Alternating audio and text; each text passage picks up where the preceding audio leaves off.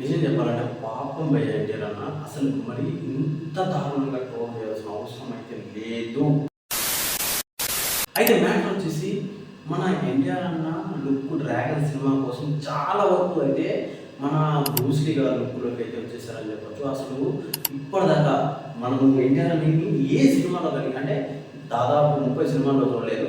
అసలే ఇప్పుడు చూసే కటౌట్ని అసలు ఎక్కడ కూడా మనం చూస్తున్నామో ఎప్పుడు కూడా చూసినామో ఏ హీరోని కూడా చూసినామో అలాంటి లుక్లో అయితే మన ఎన్టీఆర్ రాబోతున్నారు. కాకపోతే ఇక్కడ ట్రోలర్స్ ఏం చేస్తున్నారు అంటే ఆయన సన్నగా అయిపోయాడు, మనకేమైంది అది అని చెప్పేసి చాలా అయితే ఎన్టీఆర్ ఫ్యాన్స్ అయితే భయపడుతున్నారు.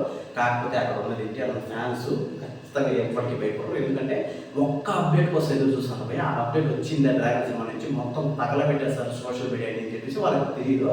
కామ్గా ఉన్నంత వరకునే ఎన్టీఆర్ ఫ్యాన్స్ కామ్గా ఉంటారు. లేదంటే మనం చూసాం ఎమ్మెల్యే హరికి ఏం గతి పట్టిందో మనందరికీ తెలిసిన విషయమే. అయితే ఇలాంటి ట్రోల్స్ అంతా మామూలే భయ. అంటే ఎన్టీఆర్కే కాదు ప్రతి హీరోకి మామూలే. కాకపోతే ఎన్టీఆర్కి ఇంకొంచెం ఎక్కువ ఉంది అంతే. కాకపోతే ఇప్పుడు డ్రాగన్ సినిమాతో అసలు మీ ఊహ కూడా అందని కటౌట్ అయితే రాబోతుంది.